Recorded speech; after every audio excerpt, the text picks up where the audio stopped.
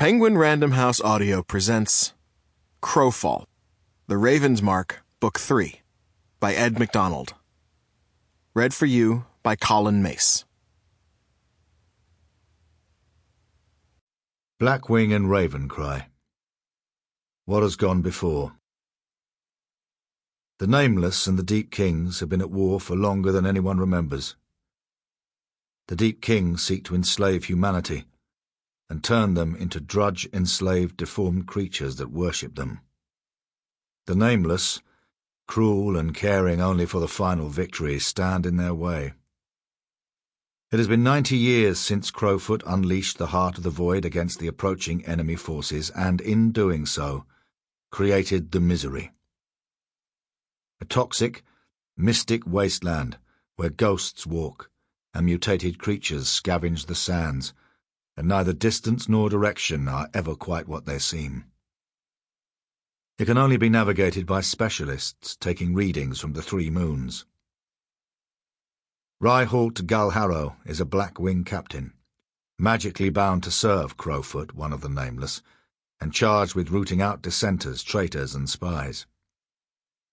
With the help of Ezabeth Tanza, a spinner, able to manipulate light energy into magic, and a woman he'd loved and lost 20 years before, the Nameless were able to destroy one of the Deep Kings, Shavada, and save Valengrad.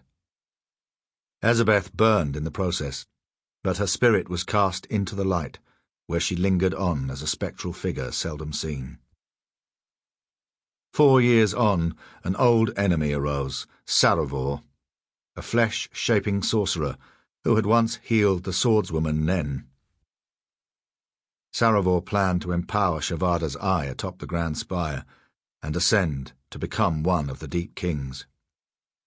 With the help of Ezabeth's spirit and Valia, his head of intelligence, Galharrow managed to prevent the catastrophe. In the final battle, Nen was killed, and Shavada was blasted from the Grand Spire's roof by a colossal beam of energy. Though the city was saved, Galharrow's ward, Amera, took on a raven's mark of her own and began her servitude to the Nameless. Valia, seeing that she and Galharrow's affection for one another was bringing only pain, chose to leave. A painful parting for both of them. The years have turned. The moons are aligning. Chapter 1. I threw myself down in the sand. I hadn't been seen, and I wasn't certain how many they were, but I was going to have to kill a lot of them.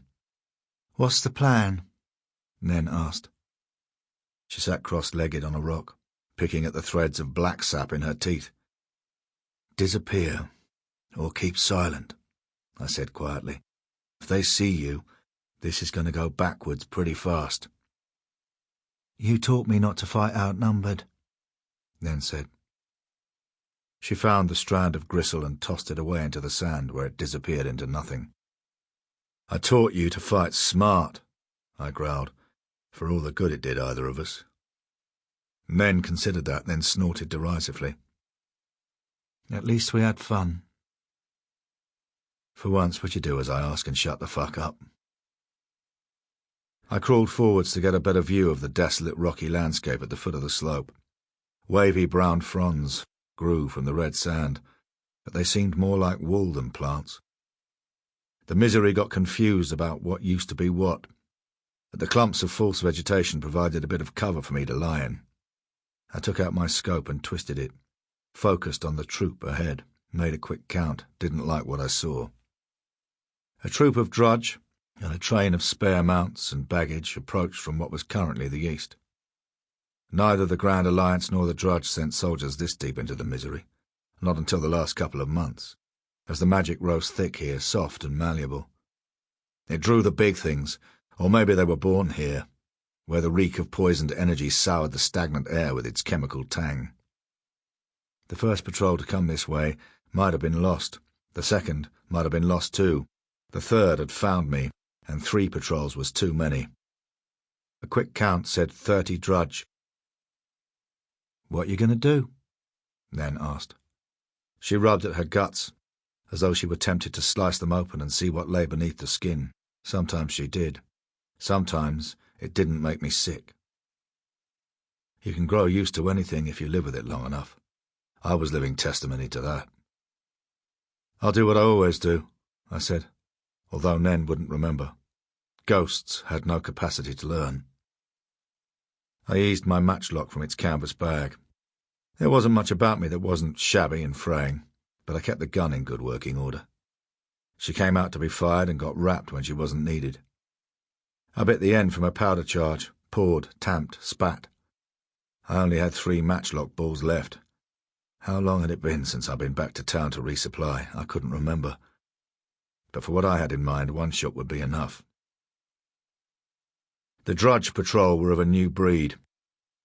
Drudge came in a lot of shapes and forms, from the swollen brides to the waxy grey-skinned fighting drudge, but these had a bluish tint to their skin, and little of their former humanity remained.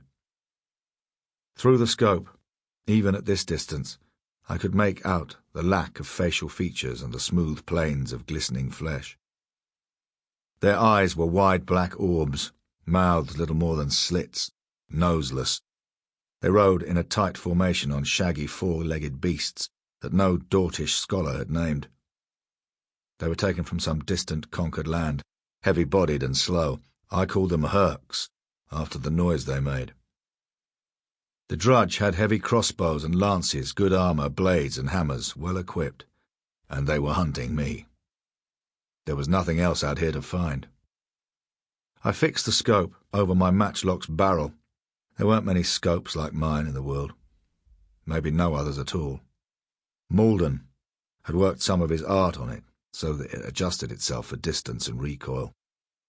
I had no idea how that worked, but it had turned me from an average shot to a match for any sharpshooter. I sought out the right target. The leader was easy to identify. He wore more prayer strips around his muscular arms than the others, dozens of the things hanging down to display his faith in red and black ink. His face was corpse blue and as blank as the rest of them, but he had a mark stamped on his breastplate in gold leaf. Deep King Acradius's mark, a slaver's brand worn like a medal.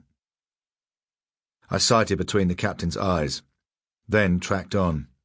I could kill him, but there'd be a second to take his place, and I'd only got 1 shot off. I had to make it count. I found my target in the middle of the plodding column. He was slighter than the warriors around him, warped differently. There was still a remnant of humanity about him, in the nose, lips, hair.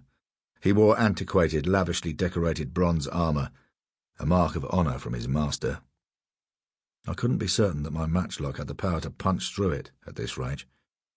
He was probably the least dangerous in the whole column, but he was the one that would make a difference.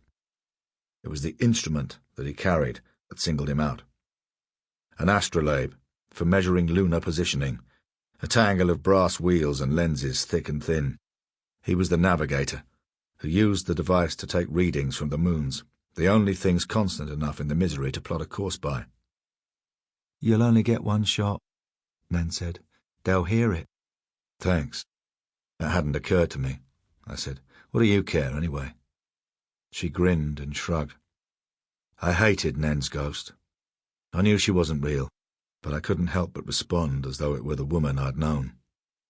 I hated that, too. I got my match cord glowing, ready to fire the flashpan. The acrid smell greeted me, an old, familiar friend. I breathed it in. I barely noticed the sourness of the misery air anymore. Something else that I'd adjusted to, given enough time. And I'd given it time. I'd given it 6 years. "You think they'll come kill you when you shoot?" Nen asked. "They'll try." I drew the sighting bar over my target. Considered putting my lead ball through the navigator's head, but the Drudge had thick skulls, and not every hit was a killer. I had a better target. A bead of sweat rolled down my cheek. I breathed out slowly until I was empty and listened to the beats of my heart. The trigger clicked, powder flared, the gun roared, and the brass astrolabe in the navigator's hands exploded into twists of shredded metal and shattered glass. The shot went on. tore through his bronze chestplate and ripped out the other side. Sample complete. Ready to continue?